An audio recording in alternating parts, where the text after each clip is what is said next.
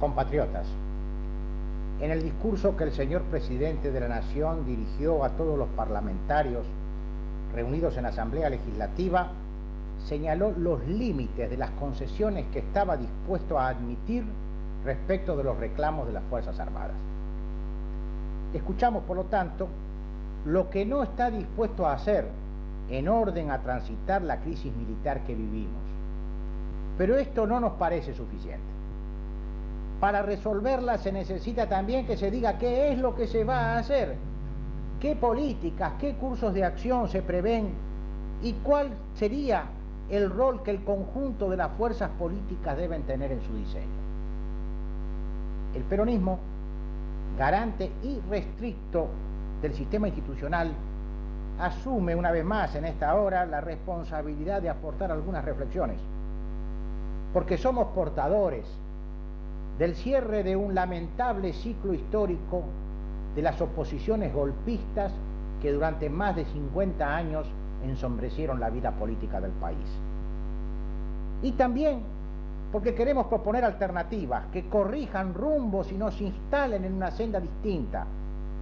A las crisis de este tipo no se las transita, se las supera con objetivos precisos y con una férrea voluntad de alcanzarlos.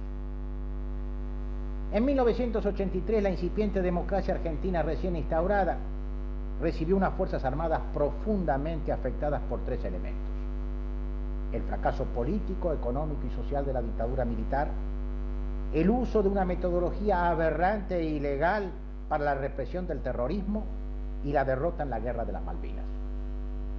Ante este cuadro, el gobierno limitó su relación con las Fuerzas Armadas al necesario juzgamiento de los responsables del terrorismo de Estado.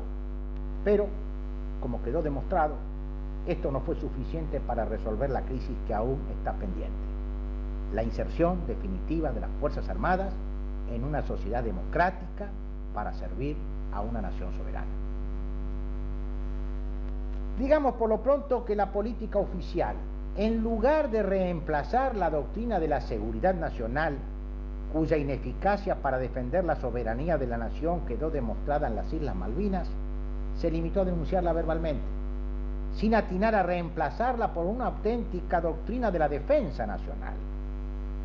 Así fue como ante cada crisis apeló a soluciones superficiales, cambiando hombres, cuando debían haberse cambiado las políticas. Hoy, pese a la recurrencia de estos hechos, se vuelve a echar mano al mismo método. Las Fuerzas Armadas no son ni pueden ser confundidas como una corporación que solo defiende los intereses de la parcialidad que integran. Las Fuerzas Armadas no expresan ni le pertenecen únicamente a los hombres de armas. Son instituciones permanentes de la nación y como tales patrimonio común del pueblo argentino, del cual se nutren y en cuyo servicio y fidelidad encuentran, junto a su auténtica razón de ser, su verdadera dignidad. Considerarlas como una corporación o aceptar que dentro de su seno se promuevan conductas corporativas es instalar o tolerar el germen de su descomposición futura y resignar definitivamente la indelegable conducción política a la que deben estar sometidas por imperio de la Constitución. Con las instituciones de la nación no se negocia, se les fija políticas y se las conduce a su efectivo cumplimiento. Por lo tanto, es hora de cambiar el eje del debate. No se trata de agudizar una confrontación entre civiles y militares. Se trata de hablar del presente y el futuro de nuestras Fuerzas Armadas, porque el pasado tiene un único depositario: la justicia y la memoria y la conciencia colectiva de nuestro pueblo.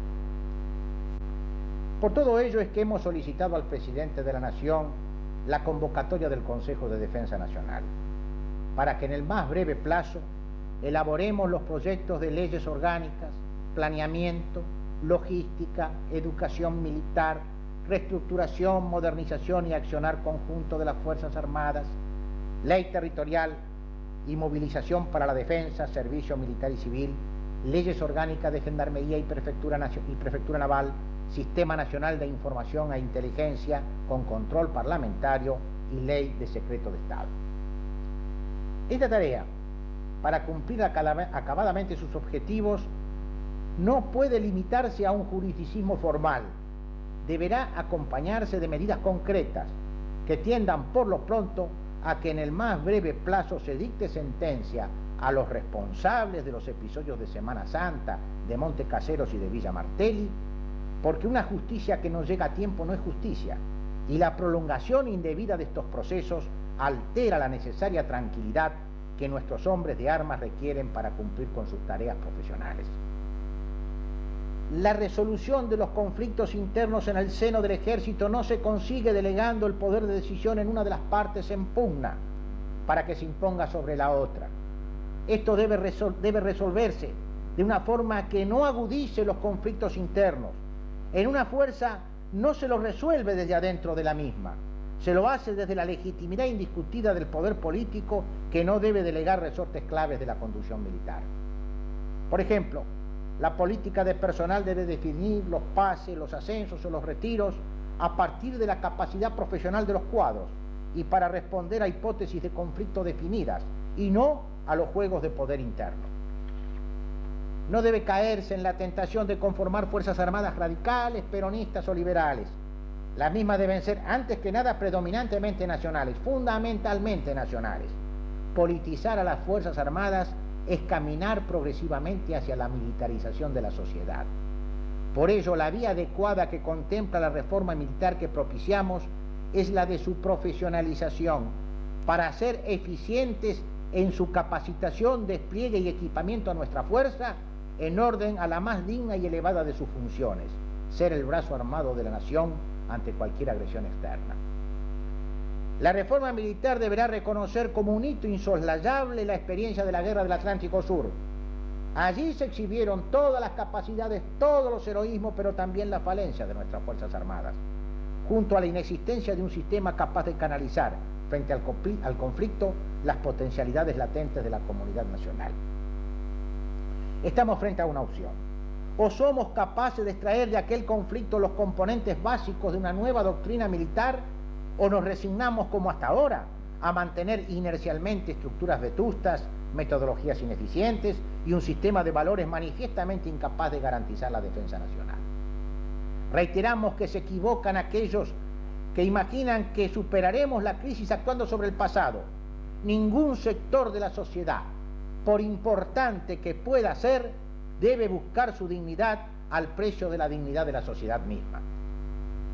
El reencuentro del pueblo y las Fuerzas Armadas pasa por la autocrítica de todos los sectores involucrados, por la madura asunción de responsabilidades, por la subordinación al poder soberano de la ciudadanía y la formulación de un proyecto común para cada uno y para todos los argentinos, inclusive las Fuerzas Armadas. Compatriotas, yo sé lo que el pueblo argentino experimenta cuando ve los tanques cruzando nuestras calles o nuestras rutas y ve derramarse nuevamente sangre inocente. Yo sé que hay que tener, y tiene el pueblo argentino, temores y dudas sobre el desenlace de estas crisis recurrentes. Pero el pueblo argentino tiene que saber que hoy, tal vez como nunca en nuestro pasado histórico, hay conciencia en todas las fuerzas políticas y sociales de la defensa irrestricta del sistema que nos pertenece a todos.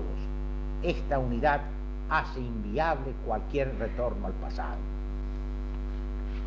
A los hombres de nuestras Fuerzas Armadas quisiera decirle que para nosotros los justicialistas el antimilitarismo es la contracara de la reivindicación del terrorismo de Estado.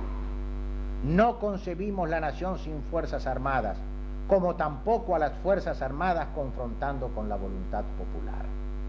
Nadie va a legitimar, y mucho menos los peronistas, concesiones arrancadas bajo presión que pretendan instalar la impunidad como una regla de la convivencia social entre los argentinos.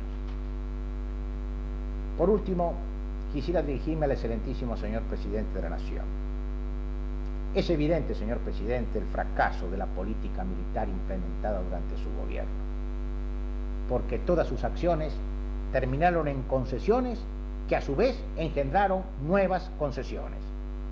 sepa que esta difícil transición que nos conduce al 10 de diciembre de 1989, tenemos que recorrerla entre todos. Hay cuestiones que por su naturaleza reclaman el consenso de todas las fuerzas políticas y debemos estar más allá en estos temas de una confrontación electoral.